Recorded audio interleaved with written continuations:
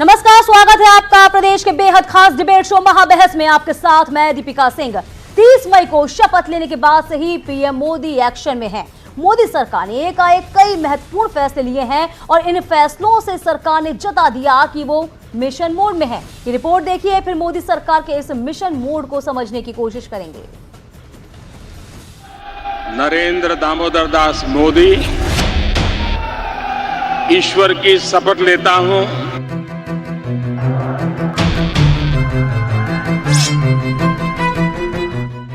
करीब 83 दिन की हो चुकी मोदी सरकार पूरी तरह से मिशन मोड में है और इस मिशन मोड में मोदी सरकार ने अब तक कई मील के पत्थर तराश लिए हैं।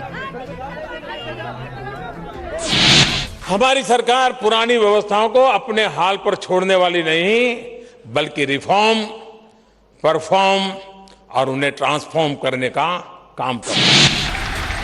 सबका साथ, सबका विकास और सबके विश्वास के साथ शुरू की गई इस दूसरी पारी में पीएम मोदी ने प्राथमिकता से जो पहला काम किया था उसमें आधी आबादी को पूरी आजादी दिलाई थी।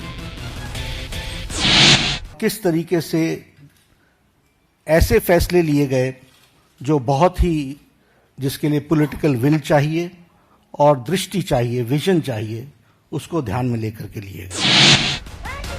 3 तलाक के ताबूत में आखिरी कील ठोकने के अलावा मोदी सरकार ने उस तिलिस्म को भी तोड़ दिया जिसमें जम्मू कश्मीर से 370 हटाना इम्पॉसिबल माना जाता था।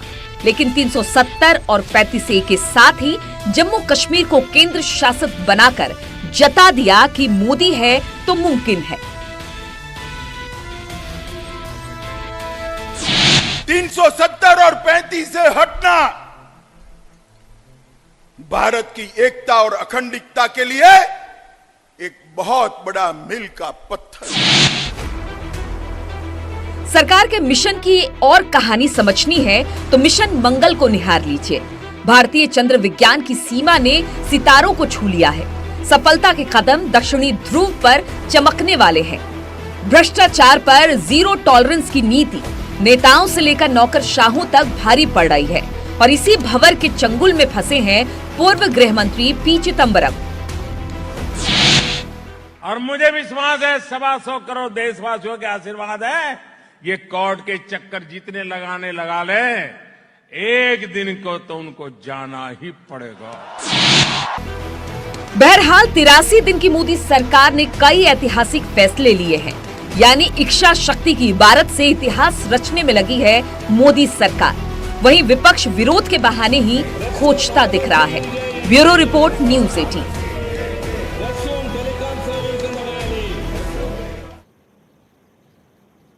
तो फुल मूड में है मोदी सरकार, जिस पर आज हम चर्चा करेंगे। पूरा पैनल हमारे साथ मौजूद। अमिताभ अग्निहोत्री जी हमारे साथ मौजूद हैं, एग्जीक्यूटिव एडिटर। साथ ही है स्टूडियो में आलोक अवस्थी जी भी, प्रवक्ता बीजेपी, के विक्रम राव, राजनीतिक विश्लेषक, डॉक्टर सीपी राय, प्रवक्ता पीएसपी, अनिल दुबे, प्रवक्ता आरएलडी, अशोक सिंह है, संघ विचारक। आप सभी का बहुत स्वागत है। अमिताभ जी, जिस तरीके से हम भी सुन रहे थे अभी कि सरकार जो है पूरी मूड में चल रही है, एक के बाद एक नई इबारत लिख रही है, नए नए आयामों को छू रही है, लेकिन बड़ी बात यह है कि विपक्ष अभी भी सुषुप्त अवस्था में बाहर निकल ही नहीं पा रहा, सिर्फ दांत पीस रहा है और कुछ नहीं कर पा रहा।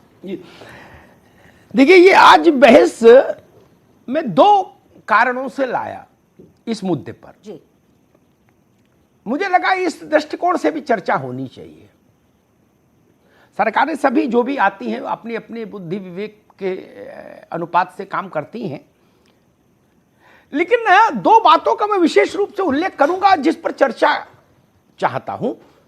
पहला, याद दिलाऊं, इस देश के कम से कम 5 बड़े राजनेताओं ने अभी कुछ महीने पहले, सरकार बनने के तुरंत बाद ही, प्रधानमंत्री को चुनौती दी कि 370A या 35A से मत खेलिएगा, आग है, सब कुछ जल जाएगा। उसमें फारूक साहब थे, उसमें महबूबा मुफ्ती थी, उसमें उमर अब्दुल्ला थे, उसमें गुलाम नबी आजाद थे। सरकार ने सबसे पहले वही काम निपटाया। चलो भाई देखें कहां आग लग रही, कौन झुलस रहा है, सब शांति। कल जब चिदंबरम साहब की गिरफ्तारी हुई एक नाटकीय घटनाक्रम के तहत सीबीआई के लोग, दिल्ली पुलिस के लोग दीवार कूदकर उनको जाना पड़ा, गेट नहीं खुला, और आज उनको अदालत ने सीबीआई को कस्टडी पर दे दिया 5 दिन के लिए, 4 दिन के लिए। तो मुझे अधीर रंजन चौधरी जो कांग्रेस के नेता हैं लोकसभा में, उनके एक भाषण का स्मरण आया गया जब उन्होंने मोदी जी को इंगित करके कहा सदन में, अधीर रंजन जी ने, उन्होंने कहा कि बार बार भाजपा के लोग कहते हैं, मोदी जी कहते हैं कि कांग्रेस के लोगों ने भ्रष्टाचार किया, आपके पास सारी एजेंसियां हैं जांच के लिए, कि किसी कांग्रेस के नेता ने भ्रष्टाचार किया हो तो जांच कराइए और जेल भेज के दिखाइए हमको। हम अधीर रंजन के शब्द थे, मैं चुनौती देता हूं प्रधानमंत्री को। प्रधानमंत्री ने उस चुनौती को भी स्वीकार कर लिया और कल उस चुनौती का 5वां अध्याय हो गया। सत्यनारायण कथा में 5 ही अध्याय है, तो 5वां अध्याय कल हो गया।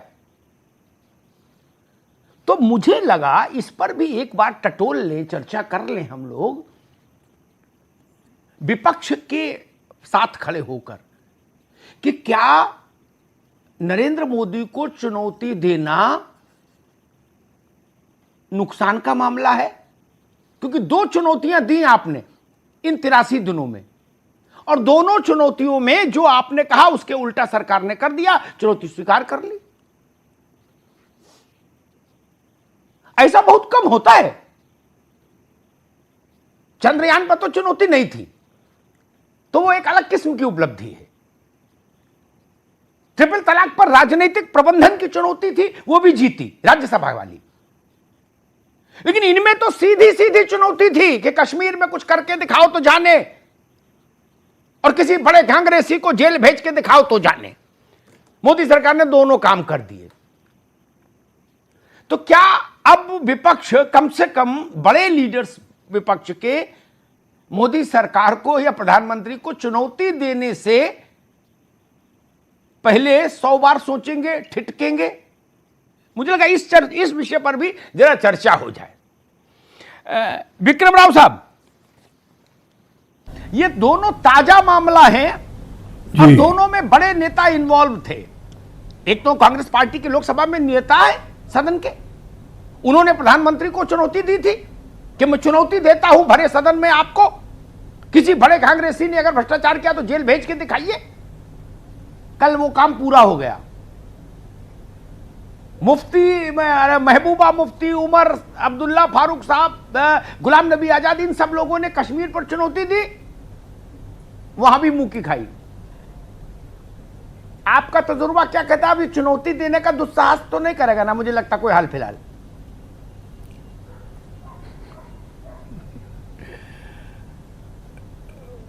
अमिताभ भाई, मोदी अलग मट्टी से बने हुए हैं। आप तुलना कीजिए, 10 साल तक मनमोहन सिंह रहे, मौनी बाबा कुछ नहीं करते थे, कोई निर्णय नहीं, कोई कदम नहीं। तो एक शार्प कॉन्ट्रास्ट, एक बहुत तेज तुलना हो सकती है 10 साल के मौनी बाबा से और 6 साल के नरेंद्र मोदी से, कितनी तेजी रही। लेकिन जो चिदम्बरम की बात आपने कही, ये बड़ी महत्वपूर्ण है।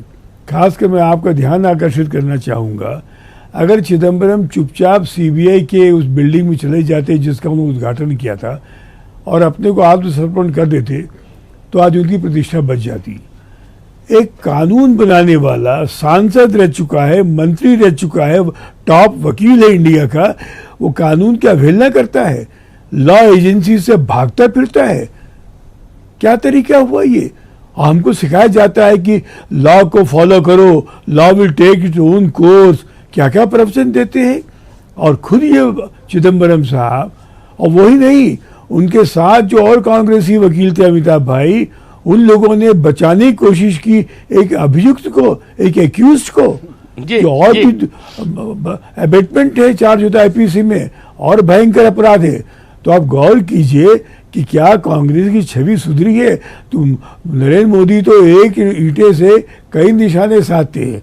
भ्रष्टाचार अलग, कांग्रेस की ताकत घटाना अलग, और तीसरा दिखा दिया उन्होंने। मेहमानों को भी बहस में ले आऊं, मुझे कई बार लगता है कांग्रेस की स्थिति उस कार की तरह हो गई है जो ढलान पर थी और ब्रेक फेल हो गया। अब कांग्रेस को ही नहीं पता कि गाड़ी कहां जाके रुकेगी, उस परिस्थिति का शिकार हो गई कांग्रेस, तो मुझे दिखता है। डॉक्टर सीपी राय, दो बड़ी चुनौतियां मोदी के सामने उछाली गई कि जम्मू कश्मीर में 370 से हाथ लगा के दिखाओ और किसी बड़े कांग्रेसी को जेल भेज के दिखाओ अगर हिम्मत है। दोनों काम कर दिए। आप चुनौती देने से पहले मुझे लग रहा है लोग सोचेंगे, ठिठकेंगे, थोड़ा सहमेंगे कि ऐसा ना हो कि चुनौती के चक्कर में लेने की देने पड़ जाएं। आपकी बात मुझे अच्छी लगी। थोड़ी देर पहले प्रधानमंत्री जी बोल रहे थे कि एक दिन को तो जेल जाना ही पड़ेगा। आप ही के टीवी पर सुना मैंने अभी, चाहे जितने चक्कर काटो लेकिन एक दिन को तो जेल जाना ही पड़ेगा। अगर प्रधानमंत्री जी का यह गुण है तो मैं इसका स्वागत करता हूं कि वो चुनौतियां स्वीकार करके तत्काल उस पर एक्शन लेते हैं, तो मैं उसका स्वागत करता हूं।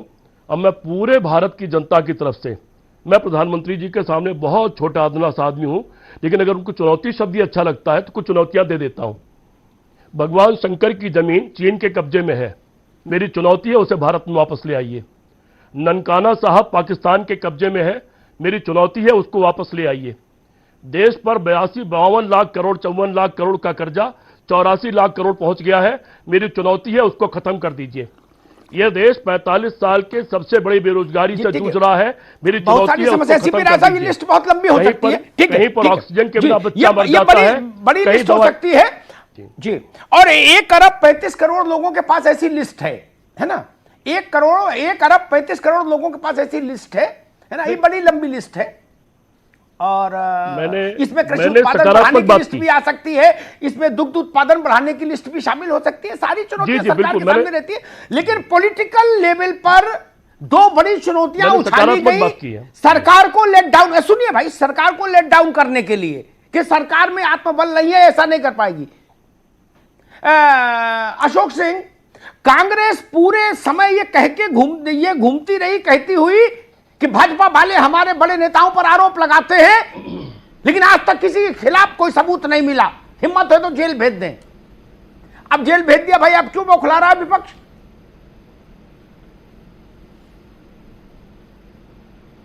देखिए, जहां तक विपक्ष की बात है, राजनीतिक क्षेत्र की बात है, विपक्ष पिछले 6 सालों से राजनीतिक परिपक्वता का परिचय नहीं दे रहा है और ये उसी का परिणाम है कि ऐसी घटनाएं उनके संग हो रही हैं।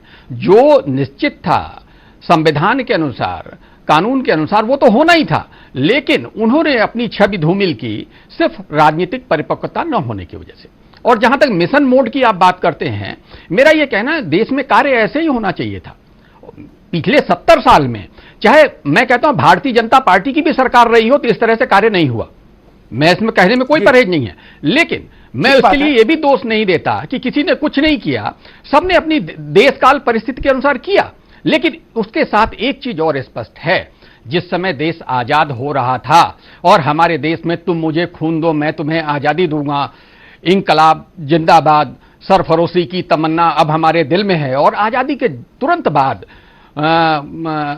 जो लता मंगेशकर ने जो धुन उस समय गाई है, वो आज तक लोगों के कान में गूंज रही है। उससे ये स्पष्ट था, जनमानस का उस समय समर्थन था। राजनीतिक परिपक्वता दिखाई गई होती तो आज जिसे मिशन मोड आप कह रहे हैं, 370 को हम 70 साल न ढो रहे होते, 3 तलाक की समस्या न होती, कुछ पंथ जो गलानी पे हैं कि हमारे नमाज के लिए जगह नहीं है, वो कोई और व्यवस्थाएं होती जिस पे रोक लगाई गई होती, समझदारी होती, समन्वय होता, तो ठीक है। इस परिस्थिति में आज जो देश में सरकार है, ये निश्चित ही अच्छा कार्य कर रही है। उसे मिशन मोड कहा जाए या उसकी जिम्मेदारी कहा जाए। जी बिल्कुल ठीक बात है। नहीं, मिशन मोड इसलिए कह दिया जाता है कई बार, क्योंकि अगर पूर्व की सरकारों ने उतनी तत्परता से काम किया होता तो मिशन मोड की जरूरत नहीं पड़ती 73 साल बाद। 73 साल कम नहीं होते, ठीक बात है। अनिल दुबे जी, बिल्कुल, दो बड़ी चुनौतियां प्रमुख विपक्षी दल ने उछाली, सरकार ने दोनों का उत्तर दे दिया पूरे मुकम्मल बंदोबस्त के साथ। और एक उत्तर तो कश्मीर वाला ऐसा चला गया कि कांग्रेस छोड़िए, महबूबा मुफ्ती छोड़िए, फारूक अब्दुल्ला छोड़िए, इमरान खान को भी मैसेज चला गया, उनको अलग से लूज मोशन हो गया जी। तो मुझे लग रहा है कि कांग्रेस जैसी बड़ी पार्टियों को अमिताभ अब जी, चुनौती उछालने वाले अंदाज में बात नहीं करना चाहिए। नहीं, उनकी चुनौती के चलते चिदम्बरम साहब जेल चले गए।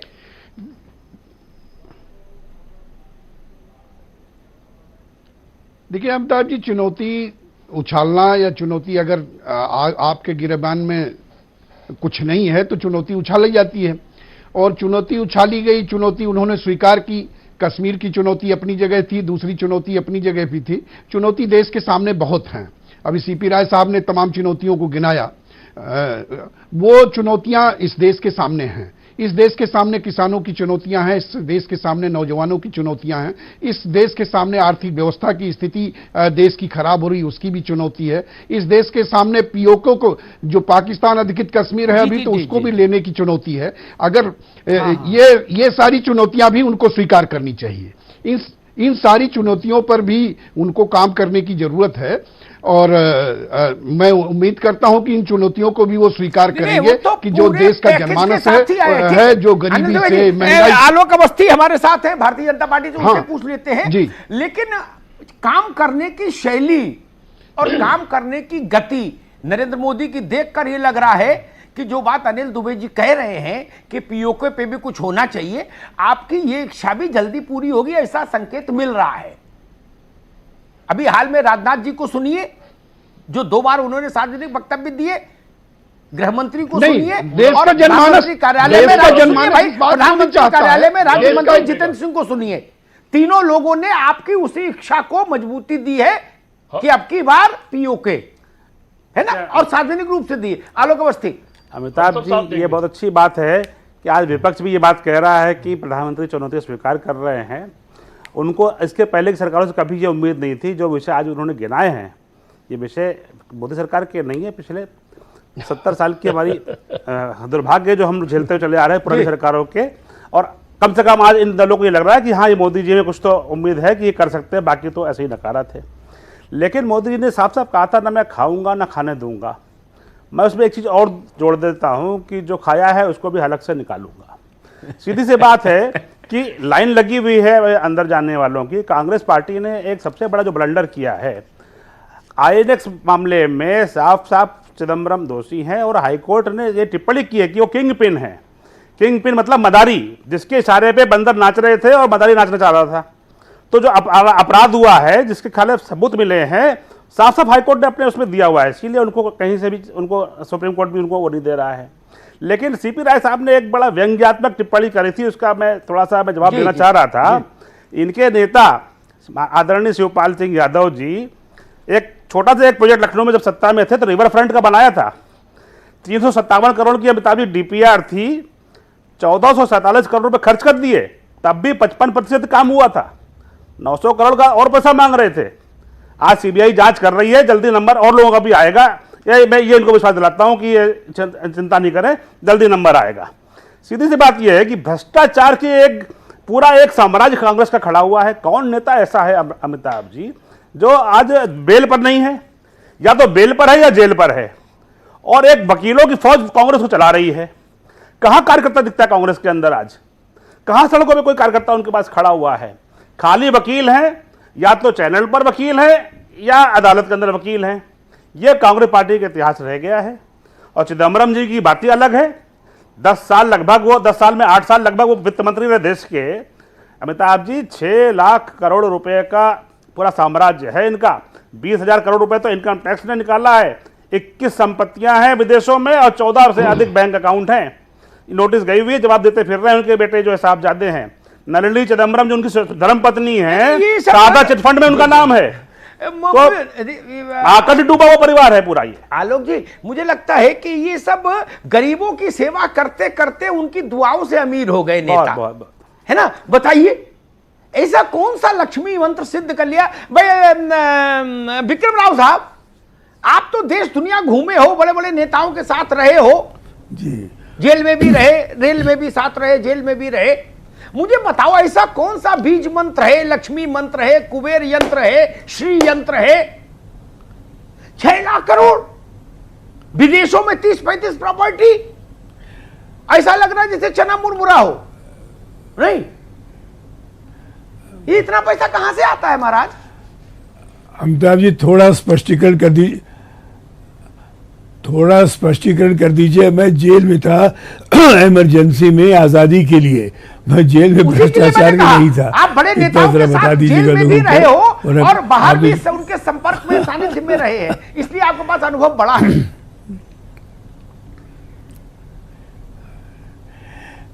अगर एक वाक्य में कहूं आपसे, ये केवल लिप्सा है जो बापू ने कहा था आज़ादी के बाद, कांग्रेस को भंग कर दो, नए सिरे से राजनीतिक आंदोलन चलाओ और लिप्सा दूर करके ईमानदारी से काम करो। अगर 47 में 48 बापू की बात मान लेते जो नेहरू ने नकार दिया तो ये गति ना आती। नेहरू को बना बनाया राजनीतिक संगठन मिल गया कांग्रेस पार्टी और वहां से शुरुआत हो गई।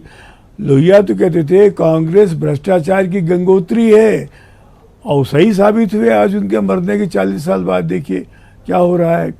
तो ये जो लिप्सा रही, अब उत्तर प्रदेश देख लीजिए आप, यहाँ जो परिवर्तन हुआ है, कल आपने बहस कराई थी उस पर, जो निकाले गए मंत्री उनको तो शर्म आनी चाहिए। वो एक ऐसी पार्टी के मंत्री थे वो लोग जो ईमानदारी की बात करती थी, मोदी की पार्टी, उसमें रह के उन्होंने पैसा बनाना शुरू कर दिया। तो अच्छा कल अच्छा संदेश भेजा, जो भ्रष्टाचार करेगा वो हटाया जाएगा। और मोदी ने इस बात में जिद करके कह दिया है, न खाएंगे न खाने देंगे। लेकिन मोदी को भी ये पिटफॉल जो कहते हैं, गड्ढे, नज़दीक के गड्ढे देखने पड़ेंगे। उनके काबीना में भी चर्चा हो रही है कुछ मंत्रियों की, तो वो सावधान रहना पड़ेगा क्योंकि मोदी है तो मुमकिन ही तभी सिद्ध होगा जब तो पूरे तौर से वो भ्रष्टाचारियों को हटाएंगे। आलोक अवस्थी से एक टिप्पणी ले लेते हैं, फिर ब्रेक पे जाते हैं। आलोक जी, विक्रम राव जो कह रहे हैं मेरे ख्याल से आप अच्छे से समझ रहे होंगे। नहीं, विक्रम राव जी क्या कह रहे हैं, मेरे लगता है वो शायद कोई भी नहीं समझ पा रहा होगा। उनको स्पष्ट तरह से बात करनी चाहिए कि वो किस तरह इशारा कर रहे हैं। उन्होंने जो प्रदेश सरकार में भी मंत्रियों पे बात करी है, ये मुख्यमंत्री का विशेषाधिकार है, पार्टी का विशेषाधिकार है कि कौन व्यक्ति किस समय तक कहां पर किस संगठन में काम करेगा। आज हम भी प्रवक्ता के तौर पर काम कर रहे हैं, इसके पहले कुछ और काम पार्टी ने दायित्व दिया था, और इसी तरह के जो कुछ लोग आज पार्टी में काम कर रहे हैं वो आज मंत्री बन के काम कर रहे हैं। इसलिए कोई सर्टिफिकेट देने की आवश्यकता नहीं है। तथ्य है सामने रखिए, नाम से रखिए तथ्य और जांच कराइए। हम कराते हैं, हम बंद कराएंगे उनको, लेकिन बिना तथ्यों के खाली एक हवा में फुलझड़ी छोड़ देना और बाद में हंसना बैठ करके सर्वथा अनुचित है। देखिए मुझे ब्रेक पर जाना है, वरना जो गए हैं उनके पक्ष में शोक प्रस्ताव तक रखने कोई 4 आदमी नहीं आए उत्तर प्रदेश में। सोचो कितने लोकप्रिय रहे होंगे। जो गए हैं 5 उत्तर प्रदेश में, उनके पक्ष में 5 आदमी भी शोक प्रस्ताव रखने सोशल मीडिया पे नहीं आए कि भैया अच्छे आदमी थे, इनको बनाए रखते। तो हम भी समझ रहे हैं, विष्णु सक्सेना का एक गीत है, उसका मुखड़ा यह कि हम भी समझ रहे हैं, तुम भी समझ रहे हो कौन क्यों गया। लेकिन अच्छी बात है, न खाऊंगा न खाने दूंगा, ये चलना चाहिए, अपना फंसे चाहे पराया। राय साहब, जिस पार्टी ने हिंदुस्तान में सबसे ज्यादा शासन किया, दशकों तक जिस पार्टी, प्रधान से लेकर प्रधानमंत्री तक जिस पार्टी का रहा और उसमें भी अधिकांश समय एक परिवार से रहा, वो उतनी बड़ी पार्टी, उसका उतना बड़ा नेता जो भारत में गृह मंत्री भी रहा हो, वित्त मंत्री भी रहा हो, है वो भ्रष्टाचार के मामले पे जेल जाए जी। इससे ज्यादा फिर कोई शर्मिंदगी की बात हो सकती है? फिर आप किस मुंह से लड़ाई लड़ोगे? बता देता हूं, जवाब है मेरे पास। इसके पहले अमित शाह आप पे भी आरोप लगे थे और 4 दिन वो भी गायब रहे थे और उसके बाद फिर प्रेस कॉन्फ्रेंस करके सीबीआई ले गई थे, फिर दिल्ली में रहे बहुत दिन तक, उनसे कोई मिलता भी नहीं था। उनको भी अपराधी बनाया गया, तो आज देश के गृह मंत्री हैं। नरसिम्हा राव जी का, चूंकि आप बहुत पुराने पत्रकार हैं, आपको नरसिम्हा राव जी का टाइम ध्यान होगा, उनका योगदान और उनकी विद्वता अपनी जगह है, क्योंकि मैं उनको पर्सनल मिल रहा हूं, आप भी बहुत बार मिले होंगे उनसे। लेकिन एक बार उनके ऊपर भी आरोप लगा और उस वक्त ध्यान होगा कि तमाम टीवी मीडिया पर जेल की कोठरी बना के यह दिखाया जाता था कि जेल में कहां सोएंगे, कैसे रहेंगे और किस हद दर्जे तक उस आदमी को जलील करने की कोशिश की गई। अंत में क्या हुआ? 2G में लाखों करोड़ का घोटाला था, सुप्रीम कोर्ट ने बरी कर दिया। आरोपी में और अपराधी में फर्क है। ठीक है। व्हाट्सएप जो एक यूनिवर्सिटी है उसके ऊपर 6 लाख करोड़ 60 लाख करोड़ चल सकता है, देश की सरकार केवल रिजर्व बैंक से 3 लाख करोड़ चाहती है कि 3 लाख करोड़ मिल जाए तो देश की व्यवस्था ठीक हो जाए। हमारे साथी कह रहे हैं कि एक आदमी पर 6 लाख करोड़ विनोद राय जी, आपने अच्छे से रखा, विनोद राय जी ने मुझे बात पूरी, ठीक है जी रुकिए भाई, आगे मैं एक बाद में शायद टाइम ना मिले, मैं एक बात, आपका चैनल बड़ा चैनल, एक बात कह के अपनी बात पूरी कर दूं। जी बहुत गलतफहमी है देश में, बड़ी गलतफहमी है देश में कि 370 धारा खत्म कर दी गई है। 370 और 301 खत्म नहीं हुआ है, उसके कुछ टुकड़े खत्म कर दिए गए हैं और ऐसी धाराएं 11 अन्य प्रदेशों में लागू है। नागालैंड में 14 तारीख को दूसरा झंडा फहराएगा। अरे भाई राय साहब, अब रुकना होगा महाराज। ये जानकारी उमर अब्दुल्ला, फारूक अब्दुल्ला और महबूबा मुफ्ती को भी भेजिए, वो लोग दुबले हुए जा रहे हैं। इमरान खान को भी भेजिए, उन लोगों को थोड़ा अच्छा लगेगा। राय साहब ने एक बात अमित शाह की कही, मैं अंतर स्पष्ट कर दूं ताकि तथ्य दुरुस्त रहें। ढूंढ के तो राय नहीं, एक मिनट, ना बात मेरी बहस में तथ्य मैं दुरुस्त करूंगा कि ताकि किसी के साथ अन्याय नहीं हो पाए। इन्होंने कहा अमित शाह भी रहे थे। हां, अमित शाह जिस मामले में गए, जेल हुई थी उनको, वो उस राज्य, गुजरात राज्य के गृह मंत्री थे। वो एनकाउंटर करने तो नहीं गए थे। और ये निजी भ्रष्टाचार में जेल गए हैं, निजी भ्रष्टाचार में। इस अंतर को समझना होगा। अमिताभ जी मुझे अवसर दीजिए। हाँ, आलोक अवस्थी बताइए। हाँ, देखिए अमिताभ जी, सीपी राय साहब बड़े विद्वान हैं और उन्होंने एक बहुत हल्की बात कही, चूंकि हमारे राष्ट्रीय अध्यक्ष के बारे में बात कही, इसलिए मैं जरूर बात करूंगा। अमित शाह जी वहाँ के गृह मंत्री थे और सोहराबुद्दीन एक आतंकवादी था जिसके घर से 140 जो है AK-47 की वो मिली थी और तमाम आतंकवादियों सबका साहित्य मिला था, जिसको पुलिस ने इनकाउंटर पे मारा था, जो कि वो हत्या करने जा रहा था कहीं पे। और अमित शाह जी को जिस तरह से फंसाया गया, कोर्ट ने उनको बरी किया है और साथ में ये टिप्पणी लिखी है कि इनको राजनीतिक विद्वेष से फंसाया गया है। इनके ऊपर कहीं पे कोई मामला या कहीं पे कोई सबूत या कहीं पे कोई गवाह नहीं था।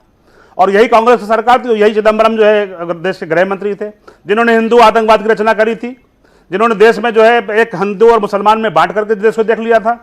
मुझे सोचना चाहिए, हैरानी होती है राजनीतिक दलों के प्रवक्ताओं के ऊपर कि एक तरफ देश आगे बढ़ रहा है, देश भ्रष्टाचार पर कठोर कार्रवाई कर रहा है। क्या आप भ्रष्टाचार करने वालों के साथ खड़े हुए दिखना चाहते हैं, जैसे कांग्रेस खड़ी हुई है आज कांग्रेस पार्टी अपने वहां उस पर जो है प्रेस कॉन्फ्रेंस करके बता रही है? क्योंकि कारण यह है कि कांग्रेस के हर व्यक्ति आकंठ से डूबा हुआ है। एक लंबी लिस्ट है उसमें, सोनिया, राहुल, अहमद पटेल से लेकर के हरीश रावत को ले लीजिए, चाहे आप इनको वीरभद्र सिंह को ले लीजिए, चाहे DK शिव कुमार को ले लीजिए, चाहे भूपेंद्र हुड्डा को ले लीजिए, किसने भी बड़े नेता को ले लीजिएगा, भ्रष्टाचार सबसे बड़ा मुद्दा है। कांग्रेस ने पूरा देश को लूटा हुआ है। क्या राय साहब खड़े हुए हैं उनके साथ में बचाने के लिए? चाहते हैं कि लोग भ्रष्टाचार करें, सत्ता उनको मिली है तो जनता की सेवा के लिए मिली है, जो मोदी जी कर रहे हैं। इन्होंने देश को लूटने में सारा समय दिया है। ठीक, आलोक अवस्थी एक मिनट रुकिए। विक्रम राव साहब, हमारे अंदर ये हिंदुस्तान में एक टेंडेंसी डेवलप हो गई कि चिदंबरम की गिरफ्तारी हुई भ्रष्टाचार के मामले में, एक निजी भ्रष्टाचार, व्यक्तिगत लाभ का भ्रष्टाचार करके, ठीक है ना, वो सरकार के खिलाफ आंदोलन में जेल नहीं जा रहे हैं, वो उस कारण से जेल गए। तो उनके जेल यात्रा के अवसर पर उस जेल यात्रा को समर्थन देने के लिए प्रकारांतर से हम एक पुराना किस्सा ढूंढ के क्यों लाते हैं? विक्रम राव साहब, ये जरूरी है क्या?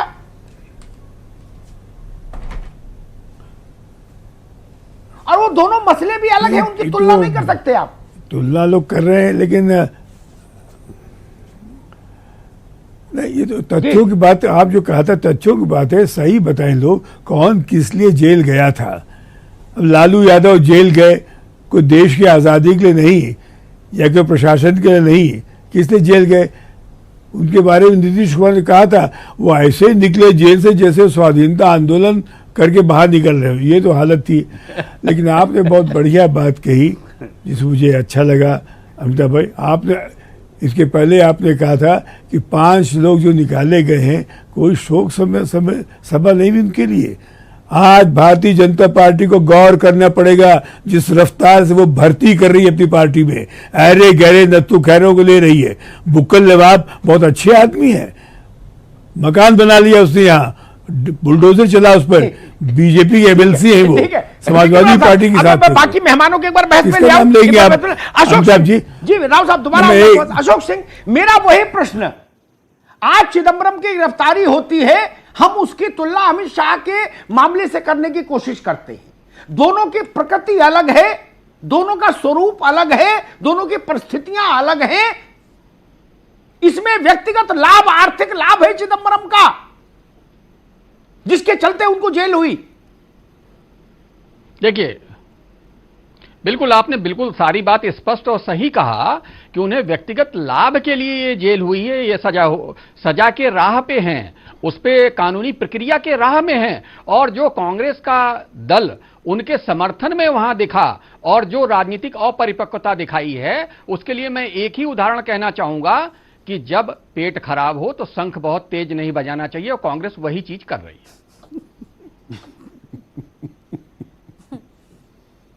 जी बिल्कुल सही है वो। अमिताभ भाई, नहीं उदाहरण थोड़ा मैं अलौकिक हो गया। नहीं, देखिए, सही अनिल दुबे जी, है। आप देखिए भ्रष्टाचार से लिप्त है। हाँ, लोक जीवन का अच्छा उदाहरण है। अनिल दुबे जी, मेरा सवाल वही, आप मंत्री हैं किसी विभाग के, आपका फैसला गलत हो सकता है जी, आप कलेक्टर हैं, आपका फैसला गलत हो सकता है, सही हो सकता है, लेकिन उसमें आप आर्थिक माल कमाने के लिए अगर फैसला गलत ले रहे हैं तो आपको जेल होगी, वो मसला दूसरा है। वरना तो कई बार हम लोग भी चैनल में हैं एक भूमिका में, कई बार हमारे निर्णय परिणाम देते हैं, कई बार नहीं देते हैं। हो सकता है उसके लिए हम दंडित हों, लेकिन जब समीक्षा होगी तो एक मर्डर करने वाला और अमिताभ अग्निहोत्री एक साथ कैसे खड़े हो जाएंगे? वैसे ही व्यक्तिगत भ्रष्टाचार का मसला चिदम्बरम साहब का, उसको आप एक गृह मंत्री के नाते, जो उस वक्त घटना घटी, ओवरऑल जिम्मेदारी चूंकि गृह मंत्री की है, इसलिए आप उसमें नेम्ड हुए। जैसे जिले में कुछ भी हो जाए तो कलेक्टर जिम्मेदार, उसको आप व्यक्तिगत भ्रष्टाचार से कैसे तुलना कर लेंगे दुबे जी? तब तो फिर बड़ा मुश्किल हो जाएगी राजनीति। नहीं ठीक है, बिल्कुल नहीं, ये बात आपकी ठीक है कि दोनों आरोप अलग अलग हैं। उनके ऊपर एफआईआर थी, इनके ऊपर एफआईआर नहीं है। ये किस तरह से कैसे इनको गिरफ्तार किया गया, क्या इनके ऊपर आरोप हैं, ये तो कोर्ट तय करेगी आपकी ये अपराधी हैं या नहीं है। क्योंकि कुछ घटनाओं में पहले जो घोटाले हुए उनमें कोर्ट ने लोगों को बरी किया, वो एक अलग विषय है। लेकिन जो जिस तरह के आरोप की बात है, आरोप तो विक्रम राज जी अभी कुछ बातों को उन्होंने उठाया कि उत्तर प्रदेश के मिनिस्टरों की बात उठाई कि 5 लोगों को क्यों हटाया गया, 5 लोग क्यों हटाए गए, उनके ऊपर क्या आरोप थे। आपने भी इस बात को कहा कि भाई किसी ने कोई सोशल मीडिया पर एक लाइन भी उनके पक्ष में नहीं की। तो ये बात भी साथ साथ ये देखने की जरूरत है कि इनको पहचानने में आपने 2.5 वर्ष लगा दिए, 2.5 वर्ष लग गए। तो इस तरह की भी चीजें हैं जिनको देखने की जरूरत है। ये भी एक चुनौती है आपको। वहां तो आपके पास लंबी टिप्पणी है, लेकिन मैं पिछले 40 मिनट से चिदम्बरम और कांग्रेस के भ्रष्टाचार पर सवाल कर रहा हूं, वहां आप नहीं बोले। जिस पार्टी ने हिंदुस्तान में हम तो आपके साथ सबसे ज्यादा जिसने शासन किया, उसी ने सबसे ज्यादा फिर नुकसान भी किया।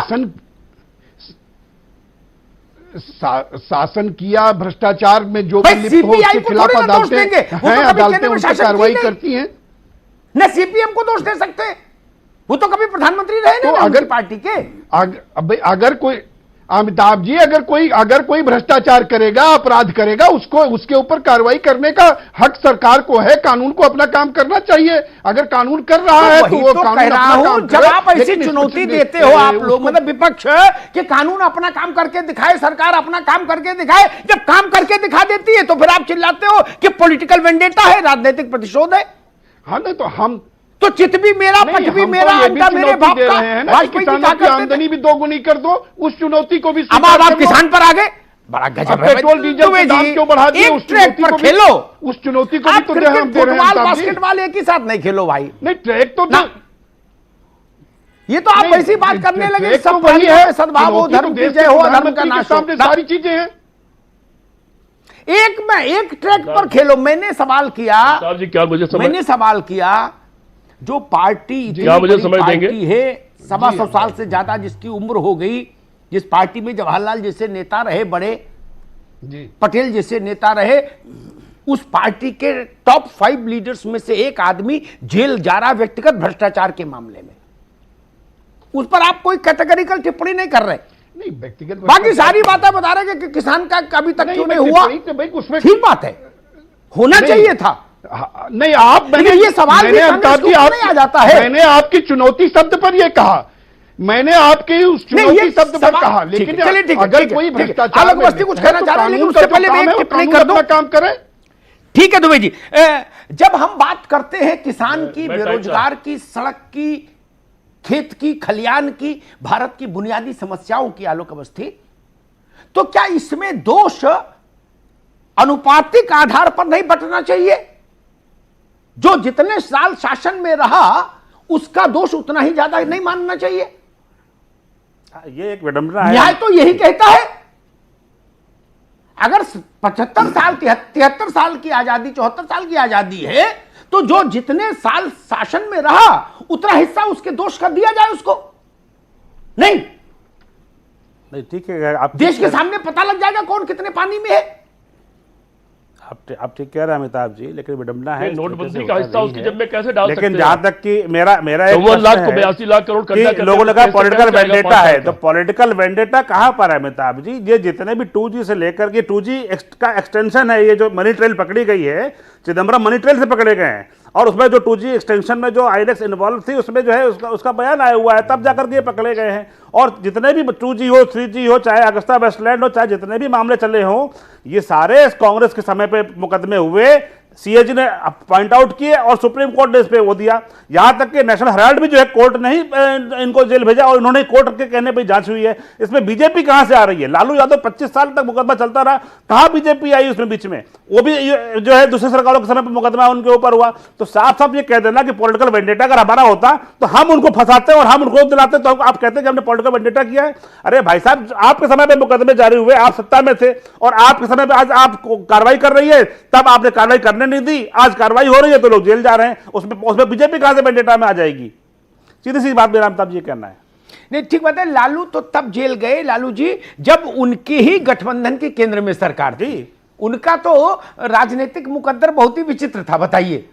जब उनकी ही गठबंधन की सरकार थी तो लालू यादव जेल गए, और तब से ऐसे गए कि एक पांव जेल में एक पांव रेल में, उसी के बीच में भटक रहे हैं लालू जी। विक्रम राव साहब ठीक कह रहा, गलत तो नहीं कहा ना?